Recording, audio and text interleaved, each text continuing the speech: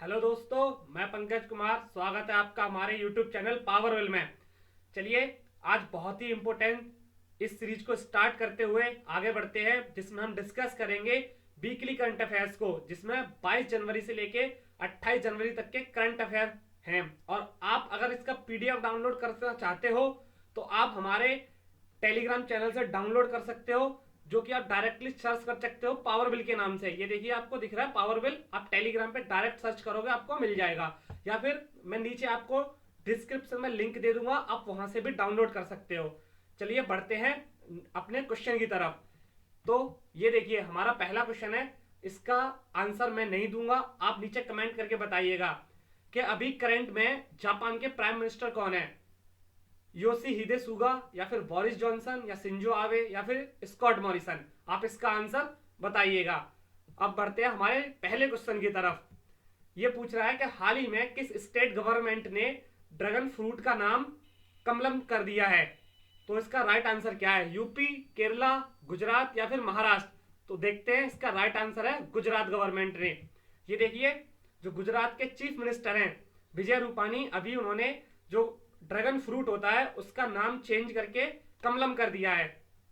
और जो कमलम है, इसका मतलब होता है लोटस। उन्होंने कहा है कि जो ड्रैगन फ्रूट है, जैसे जो ड्रैगन नाम है वो चाइना का लगता है, ऐसा लगता है जैसे चाइना से है। तो उन्होंने इसी को कम करने के लिए अपने यहाँ पर इंडिया में उस फ्रूट को एज अ कमलम के नाम से जाना जाएगा। जैसा कि आप देख सकते हो, ये देखिए कमलम, ये सिमिलर टू लोटस, इसीलिए उसका नाम कमलम रख दिया गया है। और बात करें ड्रैगन फ्रूट की, तो देखो ये महाराष्ट्र में भी उगता है, गुजरात में सबसे ज्यादा इसकी कल्टीवेशन होती है, और नॉर्थ ईस्टर्न इंडिया में भी होता है। और गुजरात के सीएम कौन है? विजय रूपानी। और वहां के गवर्नर कौन है? आचार्य देवव्रत। ये देखिए, आप आर्टिकल देख सकते हो, Gujarat government to rename dragon fruit as a Kamalam, current name make it seems Chinese claim.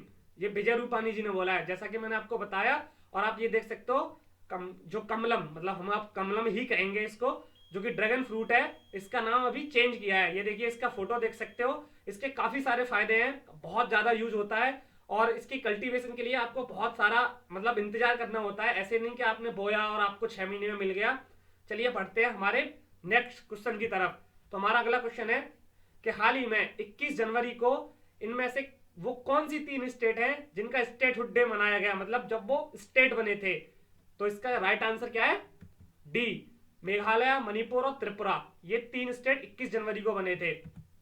ये देखिए, आपको 1971 में एक रीऑर्गेनाइजेशन एक्ट आया था, जिसका नाम था नॉर्थ ईस्टर्न एरिया रीऑर्गेनाइजेशन 1971 में, जिसमें मेघालय, मणिपुर और त्रिपुरा को स्टेट का दर्जा मिला था 21 जनवरी 1972 को। जब से ही हम इनका स्टेटहुड डे मनाते हैं। अब बात करें मेघालय की, तो ये देखिए मेघालय 21 जनवरी 1972 को ये स्टेट बना, जिसकी कैपिटल है शिलोंग। वहां के गवर्नर है Satyapal Malik, chief minister Conrad Sangma. ऐसे ही मणिपुर की बात करें तो 1956 तक ये एक यूनियन टेरिटरी थी। देन फिर 1972 में इसको एक स्टेट बनाया गया, जिसका कैपिटल है इम्फाल, और गवर्नर है निजमा हेपतुल्ला, और चीफ मिनिस्टर है यहाँ के एन बिरेन सिंह। आप बात करें त्रिपुरा की, तो ऑफकोर्स त्रिपुरा भी 1972 में एक स्टेट बना, जिसका कैपिटल है अगरतला, और यहाँ के जो गवर्नर है उनका नाम है रमेश व्यास, और चीफ मिनिस्टर कौन है? बिप्लब कुमार देव। ये देखिए, प्राइम मिनिस्टर नरेंद्र मोदी जी का ट्वीट है, ये सबको कॉन्ग्रेचुलेट और थैंक कह रहे हैं उनके स्टेटहुड डे पे। और आप ये देख सकते हो, ये मणिपुर के लिए इन्होंने ट्वीट किया है, और इन्होंने मेघालय के लिए ट्वीट किया है, और ये त्रिपुरा के लिए ट्वीट किया है। ठीक है, अब बात करते हैं। तो ये देखिए, आप ये मैप में देख सकते हो नॉर्थ ईस्ट का, मैंने आपको ये मैप दे रखा है, आप अच्छे से इसमें देख लीजिए। ये अरुणाचल प्रदेश, जिसकी कैपिटल ईटानगर, असम की कैपिटल गुवाहाटी, ये आप देखिए मेघालय, त्रिपुरा, मिजोरम, मणिपुर और नागालैंड। टोटल ये 7 स्टेट है, और जिनको हम बोलते हैं 7 सिस्टर। आप ये याद रखिएगा, 7 सिस्टर भी बोल सकते हैं। और ये अलग सिक्किम है, और ये जो आप देख रहे हो ना, ये जो पतला एरिया है, इसी को हम चिकन स्नेक बोलते हैं, क्योंकि ये एक बहुत ही नैरो स्ट्रिप है जो रेस्ट ऑफ इंडिया से नॉर्थ ईस्ट को जोड़ता है। और अभी आपने देखा होगा रिसेंटली इंडियन और चाइनीज सोल्जर्स के कुछ आपस में क्लैश हुए थे, जो कि जनवरी 20 को हुए थे। ये आपको कहाँ हुए थे? नाकुला, नाकुला पास जो है, ये नाथुला नहीं है। देखो, ये जो क्लैश हुए थे ये यहाँ पे हुए थे नॉर्थ में, यहाँ पे पड़ता है नाकुला पास। नाकुला पास, ठीक है। और जो नाथुला पास है वो इसके ईस्ट में पड़ता है, वो यहाँ पे पड़ता है नाथुला पास, ठीक है। आप ये याद रखिएगा। अब हमारा नेक्स्ट क्वेश्चन, इसमें पूछ रहा है रातले हाइड्रो पावर प्रोजेक्ट अभी न्यूज में था, तो ये किस रिवर पे बन रहा है? तो इसका राइट आंसर क्या है? ये बन रहा है चिनाब रिवर के ऊपर। अब बात कर लेते हैं इसके बारे में। तो देखिए ये रहा, ये किश्तवाड़ डिस्ट्रिक्ट में बन रहा है, जो Jammu and Kashmir union territory है उसके अंदर, ठीक है। और जो चिनाब रिवर है उसके डाउन स्ट्रीम पे बनेगा ये, ठीक है। अपर एरिया पे नहीं, डाउन स्ट्रीम पे बनेगा, ठीक है। और इसका जो है ये किसके वर्ल्ड बैंक के सहायता से बन रहा है? 2017 में इस पे पाकिस्तान ने ऑब्जेक्शन उठाया था, तो वर्ल्ड बैंक ने फंडिंग देने से मना कर दिया था, क्योंकि आपको पता होगा इंडिया और पाकिस्तान के बीच में एक ट्रीटी एग्जिस्ट करती है जिसका नाम है इंडस वाटर ट्रीटी, जो 1960 में साइन हुई थी, ठीक है। तो वो नहीं चाहता था कि इंडिया इस पर ये डैम बनाए। और आप ये देख सकते हो इसको बना कौन रहा है? Jammu and Kashmir state power development department बना रहा है। इसकी टोटल कॉस्ट होगी 850 मेगावाट, ये बिजली प्रोड्यूस करेगा, ठीक है। और आप ये देख सकते हो संबा डिस्ट्रिक्ट ऑफ जम्मू कश्मीर 3 फरवरी 2019 में इस पे एमओयू साइन हो गया था, जो कि प्राइम मिनिस्टर नरेंद्र मोदी जी ने इसको अनाउंस किया था। और आप ये देखिए, ये ऑफिशियल प्रेस रिलीज है गवर्नमेंट ऑफ इंडिया का। आप देख सकते हो 5282 करोड़ रुपए इसमें इन्वेस्टमेंट होगा, तब ये जाके प्रोजेक्ट बनेगा चिनाब रिवर के ऊपर, और 60 मंथ के अंदर ये कंप्लीट हो जाएगा। और आप ये देखिए, ये यहाँ पे बहुत ही इंपॉर्टेंट 6 रिवर बहती है इंडिया और पाकिस्तान के बीच में, जो है सबसे ऊपर इंदस, झेलम, चिनाब, रावी, और ये ब्यास। ब्यास यहाँ आके सतलुज में मिल जाती है, देन फिर आगे जाके खाली इंदस रह जाती है। और मैंने जो आपको बताई थी इंदस वाटर ट्रीटी, ठीक है, जो कि 1960 में साइन हुई थी इंडिया और पाकिस्तान के बीच में। तो देखो जो ऊपर की 3 रिवर हैं इंदस, झेलम और चिनाब, इनका 80% जो वाटर है वो करेगा पाकिस्तान यूज, ठीक है। और जो 20% वाटर है वो करेगा इंडिया यूज। ये हुआ था इसके बीच में। और अब बाकी की जो 3 रिवर हैं, एक ब्यास, रावी और सतलुज, इनका 80% वाटर यूज करेगा इंडिया, एंड रिमेनिंग 20% जो वाटर है, जो 20% है उसको यूज करेगा पाकिस्तान। अब बढ़ते हैं हमारे नेक्स्ट क्वेश्चन की तरफ। तो ये पूछ रहा है नेशनल गर्ल चाइल्ड डे जो हर साल मनाया जाता है वो किस डेट को मनाया जाता है? तो हमारा इसका राइट आंसर है 24 जनवरी। ये आप देख सकते हो नेशनल गर्ल चाइल्ड डे 24 जनवरी को मनाया जाता है। और सबसे पहले इसको 2008 में मनाया गया था, हम 2008 से इसको मना रहे हैं। और किस मिनिस्ट्री ने इसके मनाया था? तो इसके है ministry of women and child development, जो कि इसकी मिनिस्टर कौन है? श्रीमती स्मृति जुबिन ईरानी जी हैं, जो कि मिनिस्टर हैं वुमेन एंड चाइल्ड डेवलपमेंट की एट प्रेजेंट, ठीक है। और आप एक और बात याद रखिए, ये नेशनल गर्ल चाइल्ड डे था, एक होता है इंटरनेशनल गर्ल चाइल्ड डे जिसको हम 11 अक्टूबर को मनाते हैं हर साल, और यूएन के साथ मिलकर मनाते हैं, ठीक है। ये आप देख सकते हो press release, national celebrate the national girl child day January 24, ठीक है। बढ़ते हैं हमारे नेक्स्ट क्वेश्चन की तरफ। हाल ही में HAL ने टेस्ट फायर किया है स्मार्ट एंटी एयरफील्ड वेपन को, जिसको शॉर्ट में बोलते हैं 100, और जिसमें जो एयरक्राफ्ट का यूज किया गया था वो था हॉक आई। तो जो ये वेपन है वो किसने बनाया है? BEML, HAL, DRDO या VDL? तो इसका राइट आंसर है ये किसने बनाया? DRDO ने। अब इसके बारे में बात कर लेते हैं। देखो ये जो वेपन है 100, जिसको बोलते हैं शॉर्ट में 100 स्मार्ट एंटी फील्ड वेपन, इसको डेवलप किया है DRDO ने। और इसको कहां पे टेस्ट किया गया था? उड़ीसा में। उड़ीसा में जो हमारी टेस्ट रेंज है जहां पे मिसाइल टेस्ट होती है, ठीक है। और इसका मेन काम क्या है इस वेपन का? ये किसी भी एनिमी एयरफील्ड, यानी कि उसका जो रडार है उसको डिस्ट्रॉय कर सकता है, बंकर्स को डिस्ट्रॉय कर सकता है, जो टैक्सी या फिर रनवे है उनको हम डिस्ट्रॉय कर सकते हैं, उसके लिए होता है। और कितनी रेंज है इसकी? 100 किलोमीटर। 100 किलोमीटर के तक ये कोई भी जो टारगेट है उसको इंगेज कर सकता है। ये आप देख सकते हो HAL का ट्वीट है, hawk eye successfully test fire smart anti airfield weapon. ये आप देख सकते हो ये हॉक आई एयरक्राफ्ट है, और ये प्रेस रिलीज किया था इन्होंने। अब बढ़ते हैं हमारे नेक्स्ट क्वेश्चन की तरफ। ये पूछ रहे हैं इंटरनेशनल डे ऑफ एजुकेशन हम किस साल को मनाते हैं एवरी ईयर? तो इसका राइट आंसर क्या है? 24 जनवरी। 24 जनवरी को ही मनाते हैं हम। ये देखिए 24 जनवरी को हम हर साल इंटरनेशनल एजुकेशन डे मनाते हैं, जो कि UN के थ्रू मनाते हैं। और इस बार इसका थीम भी था, जिसका थीम का क्या नाम था? टुडे एंड एवरी डे, ठीक है। और एम क्या था इस बार के, इसका मतलब एजुकेशनल डे को मनाने का सबसे पहला एम था कि जो एजुकेशन सिस्टम है उसमें जो ड्रॉप रेट है, यानी कि जो बच्चे पढ़ते हैं मतलब जैसे प्राइमरी एजुकेशन ली देन उसके बाद जो है ड्रॉप कर देते हैं, तो उसको कम करना, हम कैसे कम कर सकते हैं, ये उसका एम है। और एजुकेशनल रिकवरी हो, कोई कोविड की वजह से आपको पता है लॉकडाउन लगा तो काफ़ी चीज़ें रुक गई, तो एजुकेशन पे उस पर बहुत ज़्यादा इम्पैक्ट पड़ा है। हालांकि घर पे पढ़ाई ऑनलाइन हुई लेकिन वो इतनी नहीं हो पाई, तो उसके लिए ही मनाया। और आप ये देख सकते हैं यूनाइटेड नेशन इसको हर साल मनाता है। अब बढ़ते हैं हमारे नेक्स्ट क्वेश्चन की तरफ। रिसेंटली आर्क ब्रिज, जिसका नाम है बाहरी ब्रिज, इनोग्रेट किया गया है। ये किस स्टेट के अंदर इनोग्रेट किया गया है? तो हमारा इसका राइट आंसर है मेघालय। मेघालय स्टेट के अंदर इसको इनोग्रेट किया गया है। आप ये देख सकते हो, ये जो है बाहरी ब्रिज है। और देखो इसका नाम क्या है, ये बाहरी रिवर पे बना हुआ है। बाहरी रिवर मेघालय में बना हुआ है, आर्क ब्रिज है, जिसकी कॉस्ट है ये देख सकते हो 49395 करोड़। ठीक है, और ये किसके अंदर बनाया गया है? तो ministry of development of north east region, जिसको शॉर्ट में बोलते हैं DONER।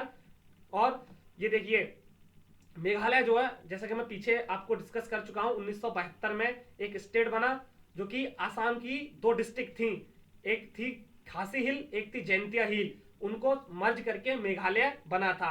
अब बात करें मेघालय, तो वहां की कैपिटल है शिलोंग, और वहां के जो गवर्नर हैं वह सत्यपाल मलिक, और वहां के जो CM है उनका नाम है कोनार्ड संगमा। और आप ये देख सकते हो उनका ट्वीट, कोनार्ड संगमा मेघालय के CM, ये देखिए इनॉग्रेट करते हुए। और देखिए ये है आर्क, क्योंकि आप देख सकते हो ये एक आर्क टाइप का स्ट्रक्चर है, इसीलिए इसका नाम आर्क ब्रिज है। बढ़ते हैं हमारे नेक्स्ट क्वेश्चन की तरफ। ये पूछ रहे हैं हाल ही में किस पुलिस एकेडमी को बेस्ट एकेडमी का अवार्ड दिया गया है, या फिर बेस्ट एकेडमी बताई गई है for the training of gazetted officer? UP police academy, Gujarat police academy, या दिल्ली पुलिस एकेडमी, या फिर राजस्थान पुलिस एकेडमी? तो इसका राइट आंसर है राजस्थान पुलिस एकेडमी। ये आप देख सकते हो। और इसको क्या कहते हैं, अवार्ड दिया किसने है? तो ये दिया police research and development bureau, जो कि यूनियन होम मिनिस्ट्री के अंदर काम करती है। एक्चुअली ये अवार्ड नहीं है, बस उन्होंने एक रैंक जारी की है कि हाँ कौन सी पुलिस एकेडमी बेस्ट है इंडिया में ट्रेनिंग कराने के लिए ऑफिसर्स के लिए। अब बात करें इसकी bureau of police research and development, तो ये 1970 में सेटअप हुई थी। और जो ये एकेडमी है राजस्थान की, जिसको इस लिस्ट में टॉप किया है, तो वो जयपुर राजस्थान के अंदर है। बढ़ते हैं हमारे नेक्स्ट क्वेश्चन की तरफ। नेशनल वोटर्स डे किस डेट को मनाते हैं एवरी ईयर? तो इसका राइट आंसर क्या है? 25 जनवरी को हम हर साल नेशनल वोटर्स डे मनाते हैं। ये आप देख सकते हो, नेशनल वोटर्स डे, जो कि इलेक्शन कमीशन ऑफ इंडिया मनाता है। ठीक है, और आप ये देख सकते हो इस बार का थीम भी है making our voter empower and vigilant and safe and inform. और 2021 में हमारा ऑब्जेक्ट क्या है, यानी कि जो हमारा यंग है, जो हमारा यंग यूथ है, उनको अवेयर कराना इलेक्शन के बारे में कि उनका वोट कितना इंपॉर्टेंस होता है और उनको वोट करना क्यों चाहिए। हमारा नेक्स्ट क्वेश्चन, इंडिया का largest multi modal logistic park किस स्टेट के अंदर बनने जा रहा है? तो इसका राइट आंसर है गुजरात। ये देखिए गुजरात। अब बात करते हैं, ये देखिए गुजरात के गांधीनगर में, जिसको हम बोलते हैं multi modal logistic park, MMLP। देखो इसमें होता क्या है, जैसे कि आपको पता है कि कोई भी कार्गो या फिर कोई भी शिपमेंट हमें कहीं भेजना है, तो उसके लिए हमें बहुत सारे इक्विपमेंट चाहिए होता है। तो इसके अंदर क्या होगा कि सारी चीजों को एक एरिया के अंदर, एक ही एरिया में समाप्त, एक ही एरिया के अंदर ला दिया जाएगा, जिसमें आपको एक एयर स्ट्रिप भी मिलेगी, आपको रेलवे भी मिलेगा, रोड भी होंगे। और गांधीनगर क्यों? क्योंकि वहां पे आपको पोर्ट भी मिलेंगे, जिससे कि इंडिया में या फिर हमको कोई भी इंपोर्ट करना है, कहीं भी इंपोर्ट करना है या फिर एक्सपोर्ट करना है, इजीली कर सकें। क्योंकि हमको अल्टीमेटली बीट करना है चाइना को एक्सपोर्ट के मामले में। इसीलिए ये मल्टी मोडाल लॉजिस्टिक पार्क बन रहा है गुजरात के अंदर। ठीक है, और इसको बना कौन रहा है? अडानी। इसकी जो इन्वेस्टमेंट है वो है 50,000 करोड़। आप देख सकते हो कितना मैसिव अमाउंट है ये। और ये जो है इसके अंदर एक 450 एकड़ का पार्क भी बनाया जाएगा। इसमें एक, मैंने जैसा आपको बताया, एक रनवे होगा, एयरक्राफ्ट जो कार्गो प्लेन्स होते हैं उनको लैंड करने के लिए 4.6 किलोमीटर लंबा होगा। एक रेल रूट भी होगा। और आप देखो, ये देखिए कार्गो को हैंडल करने के लिए होगा। ठीक है, और इसको जो मतलब जोड़ा जाएगा, अल्टीमेटली इसका प्लान क्या है, इसको हम जो दिल्ली मुंबई इंडस्ट्रियल कॉरिडोर है उससे हम इसको जोड़ देंगे। और इसमें जो डायरेक्ट और इनडायरेक्ट एम्प्लॉयमेंट होगा, जो जॉब जनरेट होंगी, वो अप्रोक्स आप ये समझे 25,000 जॉब जनरेट होंगी। आप सोचिए कितनी बड़ी बात है। अब बात करें गुजरात की, गुजरात का कैपिटल गांधीनगर है, वहां की लार्जेस्ट सिटी है अहमदाबाद। गुजरात के गवर्नर कौन है? आचार्य देवव्रत। और चीफ मिनिस्टर कौन है? विजय रूपानी। हम बढ़ते हैं नेक्स्ट क्वेश्चन की तरफ। हाल ही में जो इंडिया की सबसे लॉन्गेस्ट फ्राइट ट्रेन बोले तो मालगाड़ी जिसे हम हिंदी में बोलते हैं, वो अभी चलाई गई है, तो उसका नाम क्या है? तो हम देखते हैं, इसका आंसर है, उसका नाम है बासुकी। ये देखिए, south eastern central railway zone ने इंडिया की सबसे लंबी फ्राइट ट्रेन जिसे मालगाड़ी बोलते हैं अभी ऑपरेट की थी, ठीक है, जिसका नाम था बासुकी। और इसने, ये कितनी लंबी थी? 3.5 किलोमीटर लंबी थी, ठीक है। इसने 224 किलोमीटर पर आर की स्पीड से ये रन करी, ठीक है। और इसके अंदर 350 वैगन यानी कि 350 डब्बे थे। और इससे पहले भी जो हमारा ये south eastern central railway zone है, ये शेषनाग रेल को चला चुका है, जो कि उस टाइम तक 2019 में चली थी आई थिंक।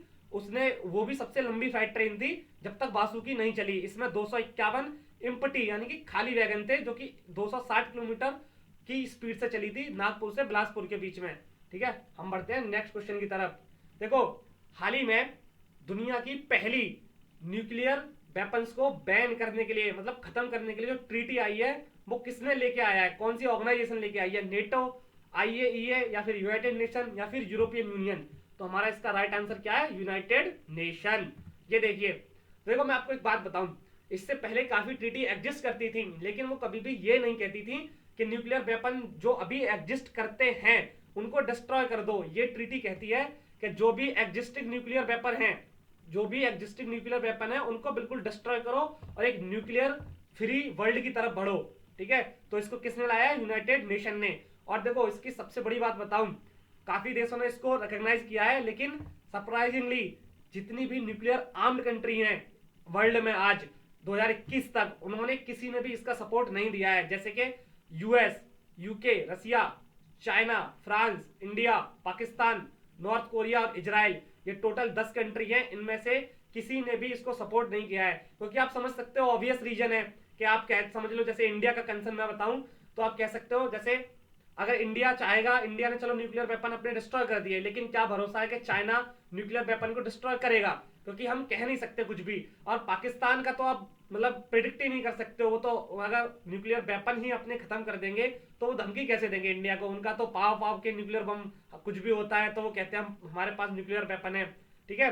और सरप्राइजिंगली आप ये देखिए कि आज तक की हिस्ट्री में सिर्फ एक कंट्री ऐसी है जिसपे न्यूक्लियर अटैक हुआ है, वो है जापान। उसने भी इस कंट्री को, सॉरी, इस ट्रीटी को सपोर्ट नहीं किया है। आपको पता है, जापान में 1945 में यूएसए ने न्यूक्लियर अटैक किया था नागासाकी और हिरोशिमा पे, ठीक है।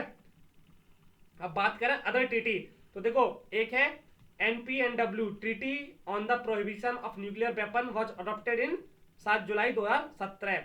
एक है एनपीटी, जिसको हम बोलते हैं नॉन प्रोलिफरेशन ट्रीटी, जो कि 1 जुलाई 1968 को मतलब साइन की गई थी और 1970 में ये एक्टिव हुई थी। ये कहती है कि जो प्लोरिफिकेशन है यूरेनियम का, यानी कि जो हम यूरेनियम यूज करते हैं न्यूक्लियर वेपन बनाने के लिए, उसका जो प्लोरिफिकेशन है वो यूज नहीं होगा। जैसे कि आप डायरेक्ट यूरेनियम से न्यूक्लियर वेपन नहीं बना सकते, उसको आपको 90% तक इनरिचमेंट करना होता है, देन आप न्यूक्लियर वेपन बना सकते हो। तो उस पर बैन लगाया गया था। अगर आप इससे नीचे रखोगे तो आप रिसर्च के लिए, मेडिकल के लिए उसको यूज कर सकते हो, बट आप न्यूक्लियर वेपन नहीं बना सकते। और एक है सीटीबीटी, जिसको हम बोलते हैं कंप्रीहेंसिव टेस्ट बैन ट्रीटी, जो कि 10 सितंबर 1996 में लाई गई थी। इसमें क्या कहते हैं? इसमें कहते हैं कि जो न्यूक्लियर टेस्ट है, जो हो चुके, जितने हो चुके, बाकी के और भी ज्यादा टेस्ट नहीं होने चाहिए। हम बढ़ते हैं नेक्स्ट क्वेश्चन की तरफ। ये देखिए, यूएन, अगर हम बात करें यूएन की, तो यूएन के हेडक्वार्टर कहां पे है? न्यूयॉर्क सिटी, ठीक है, न्यूयॉर्क सिटी के अंदर है। और आप देख सकते हो इसके अंदर लैंग्वेज कौन कौन सी बोली जाती है, मतलब बोली नहीं जाती, मतलब कौन कौन सी लैंग्वेज में वहां के डॉक्यूमेंट्स रिलीज होते हैं। और उसके मेंबर हैं अभी 193 मेंबर हैं, और इसके 2 ऑब्जर्वर स्टेट है, मतलब 2 ऑब्जर्वर कंट्री है, ठीक है। सेक्रेटरी जनरल है इसके एंटोनियो गुतेरेस, ठीक है। और ये आप बिल्डिंग आप जरूर याद रखिएगा, अक्सर न्यूज में रहती है। ये न्यूयॉर्क के अंदर यूएन की बिल्डिंग है, जो कितनी एक बेहतरीन स्काई स्क्रैपर है, एक मैन मेड मार्वल। बढ़ते हैं नेक्स्ट क्वेश्चन की तरफ। हाल ही में सृष्टि गोस्वामी एक दिन के लिए किसी स्टेट की सीएम बनी है, तो वो किस स्टेट की बनी थी? उत्तर प्रदेश, उत्तराखंड, झारखंड या पंजाब? तो इसका राइट आंसर है उत्तराखंड। ये देखिए हिंदुस्तान टाइम्स का ट्वीट है, ये है सृष्टि गोस्वामी, 20 ईयर ओल्ड है, ठीक है। और इनको क्या हुआ था 24 जनवरी को, जो हम girl child national girl child day मनाते हैं, उस दिन गर्ल चाइल्ड डे को ऑनर करने के लिए उत्तराखंड के सीएम ने इनको एक दिन के लिए उत्तराखंड का सीएम बनाया था। ये बीएससी अभी कर रही हैं एग्रीकल्चर से, ठीक है। और बढ़ते हैं हमारे नेक्स्ट क्वेश्चन की तरफ। ये पूछ रहा है कि हाल ही में उत्तर प्रदेश जो हमारा स्टेट है उसका फाउंडेशन डे मनाया गया था, वो किस दिन को मनाया जाता है? तो इसका राइट आंसर है 24 जनवरी को हम उत्तर प्रदेश का फाउंडेशन डे मनाते हैं। ये देखिए इस बार का थीम भी था जिसका नाम था self reliant Uttar Pradesh, women youth farmer, ठीक है। आप देख सकते हो सबका विकास सबका सम्मान, ठीक है। और बात करें यूपी की, तो देखिए यूपी जो है 1937 में क्रिएटेड हुआ था, जिसका नाम था उस टाइम पे यूनाइटेड प्रोविंस, ठीक है। और 1950 में इसका नाम रख दिया गया, 1950 में इसका नाम उत्तर प्रदेश रख दिया गया, ठीक है। उत्तर प्रदेश के अंदर 18 डिवीजन है, 75 डिस्ट्रिक्ट है। और बात करें उत्तर प्रदेश के गवर्नर, तो वहां की गवर्नर है आनंदीबेन पटेल, सीएम है योगी आदित्यनाथ और कैपिटल है लखनऊ। और आप प्राइम मिनिस्टर नरेंद्र मोदी जी का ट्वीट देख सकते हो, उत्तर प्रदेश के स्थापना दिवस पर राज्य के सभी लोगों और हार्दिक शुभकामनाएं। अब बढ़ते हैं नेक्स्ट क्वेश्चन की तरफ। हमारा ये क्वेश्चन पूछ रहा है कि हाल ही में किस स्टेट ने डिक्लेयर किया है कि वो अपने यहाँ पे जेल टूरिज्म को प्रमोट करेंगे। जेल टूरिज्म मतलब लोग पैसे देंगे और वो जाके जेल में रहेंगे, मजाक नहीं कर रहा हूँ, ये सही है, वो ऐसा ही उन्होंने करा है। तो ये उत्तर प्रदेश है या फिर दिल्ली है या गुजरात है या महाराष्ट्र, तो इसका राइट आंसर है महाराष्ट्र। ये देखिए हाल ही में महाराष्ट्र की गवर्नमेंट ने यह डिसीजन लिया है, ठीक है, जो कि वहां के सीएम है कौन, उद्धव ठाकरे ने 26 जनवरी को उन्होंने कहा है कि वहां की यरवाला जेल है पुणे में। देखिए इसमें होगा क्या, यानी कि आपको पता है यरवाला जेल के अंदर महात्मा गांधी और काफी सारे फ्रीडम फाइटर वहां पे ब्रिटिश रूल के अंदर उनको प्रिजन के तौर पे रखा गया था। जैसे महात्मा गांधी थे, लोकमान्य तिलक थे, मोतीलाल नेहरू, पंडित जवाहरलाल नेहरू, सरदार वल्लभ भाई पटेल, सरोजनी नायडू, जो कि यरवाला जेल जो कि पुणे में पड़ती है, इसमें ये इसको इस तरह से मतलब वहां पे फैसिलिटीज बनाएंगे कि वहां पे यूथ जाएंगे, पैसे देंगे और वहां रह के एक्सपीरियंस करेंगे कि जो हमारे फ्रीडम फाइटर हैं वो कैसे रहे थे, क्या रहा था। तो मैं समझता हूँ टूरिज्म को उन्होंने बूस्ट करने के लिए, बढ़ाने के लिए ये इनिशिएटिव लिया है। और आपको एक फैक्ट बताऊं, इसी जेल के अंदर जो संजय दत्त हमारे एक्टर हैं, उनको भी इसी जेल के अंदर रखा गया था, ठीक है। बढ़ते हैं हमारे नेक्स्ट क्वेश्चन की तरफ।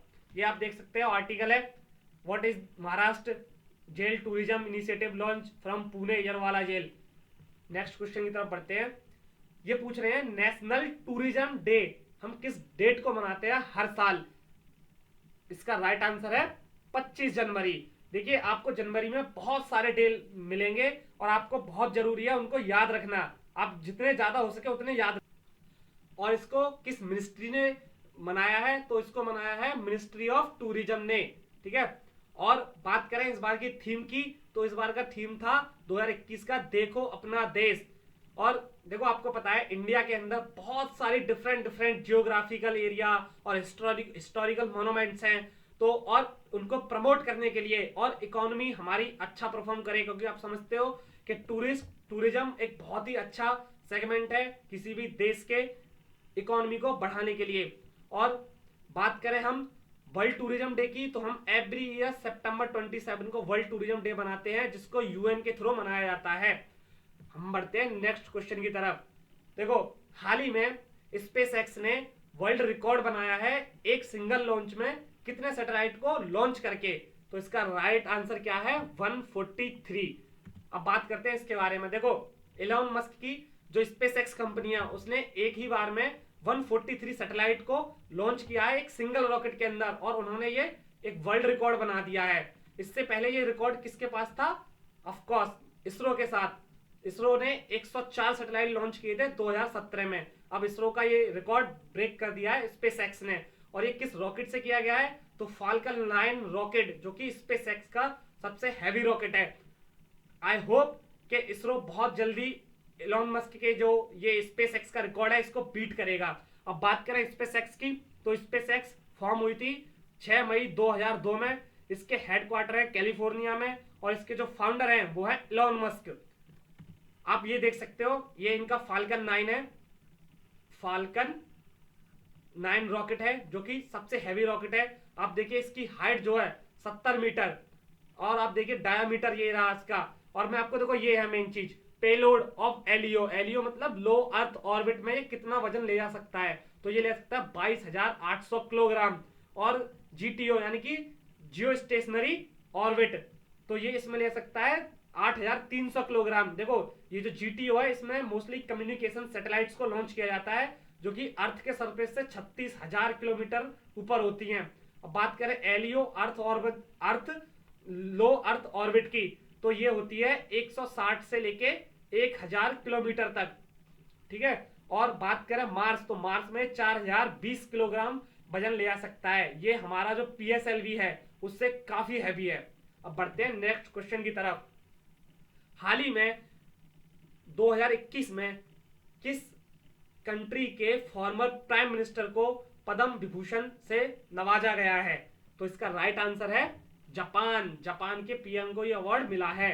ये आप देख सकते हो recently the prime minister of Shinzo Abe, यानी कि जो इससे पहले अभी जो जापान के प्राइम मिनिस्टर हैं उनसे पहले जो थे उनको 2021 में पद्म विभूषण से नवाजा गया है, ठीक है। और देखो तीन तरह के हमारे यहाँ 4 तरह के अवार्ड होते हैं। जो सबसे हाईएस्ट अवार्ड होता है वो होता है भारत रत्न, देन पद्म विभूषण, देन आता है पद्म भूषण, ठीक है। उसके बाद पद्म भूषण आता है, बाद में पद्म श्री आता है। और देखो जो शिंजो आबे थे उन्होंने रिजाइन कर दिया क्योंकि उनको इलनेस थी, वो रिकवर नहीं कर पा रहे थे, तो उन्होंने रिजाइन कर दिया।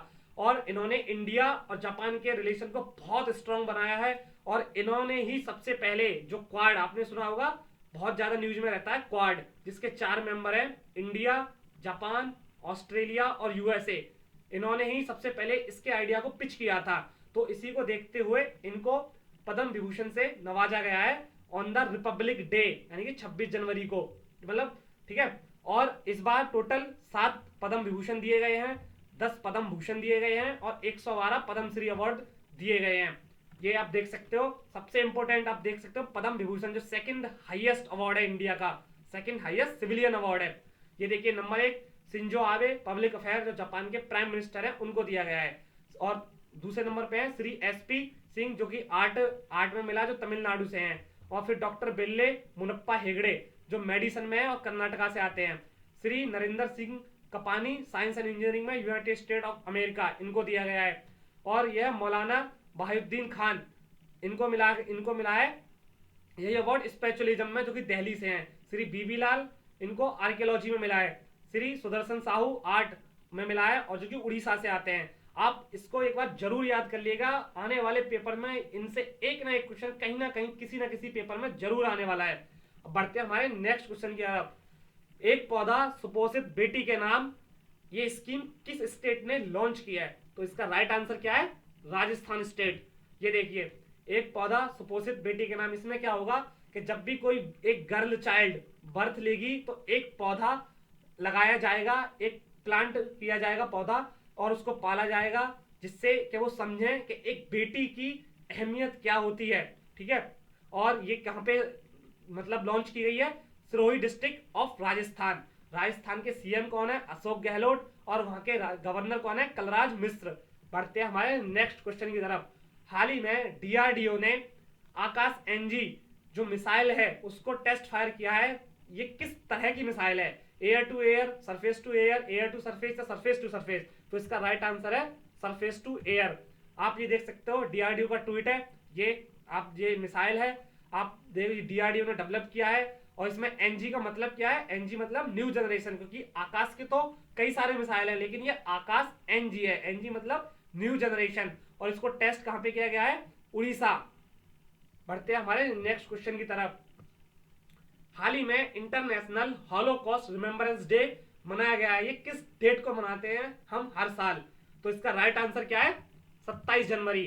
ये आप देखिए 27 जनवरी को इंटरनेशनल हॉलोकॉस्ट रिमेम्बरेंस डे मनाया गया है। देखिए आपको पता होगा वर्ल्ड वॉर टू में जूस जो थे, जूस उनको मारा गया था। वर्ल्ड वॉर 2 जो कि 1939 से लेके 1945 तक चला था, और 1941 से 45 तक जूस की मास किलिंग की गई थी हिटलर के द्वारा, क्योंकि हिटलर का यह मानना था कि जो वर्ल्ड वॉर 1 में उनकी हार हुई थी वो ज्यूस की वजह से हुई थी, उन्होंने उनका सपोर्ट नहीं दिया था और देखो रियलिटी ये थी कि जूस उस टाइम बहुत ही ज्यादा एक हाई लेवल पे थे, बहुत इंटेलिजेंस थे और बहुत हाई क्लास जीते थे, बहुत पैसे वाले थे।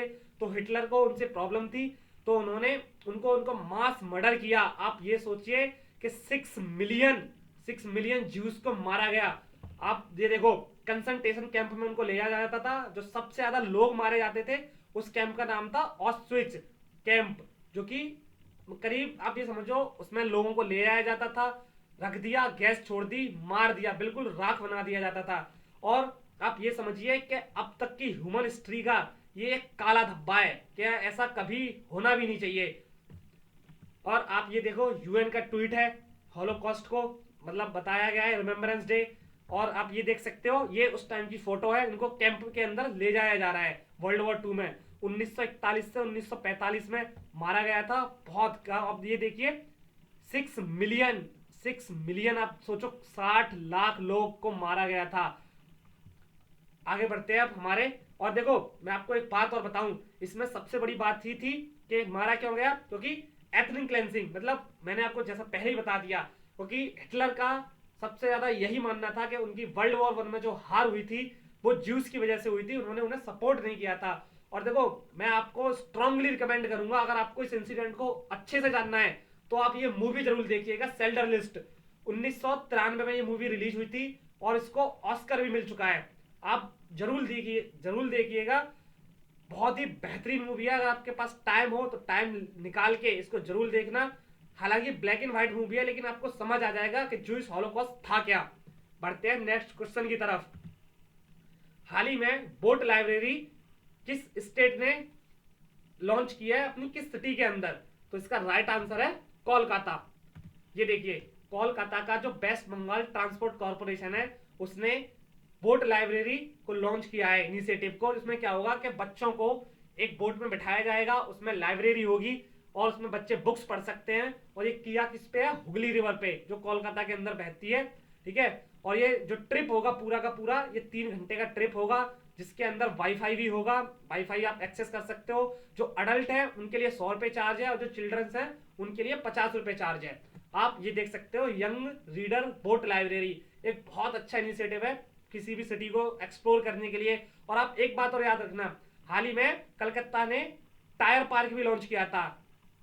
टायर पार्क यानी कि जो बेकार टायर हो चुके हैं उनको यूज करके एक टायर पार्क भी बनाया था, जो कि कोलकाता के अंदर था।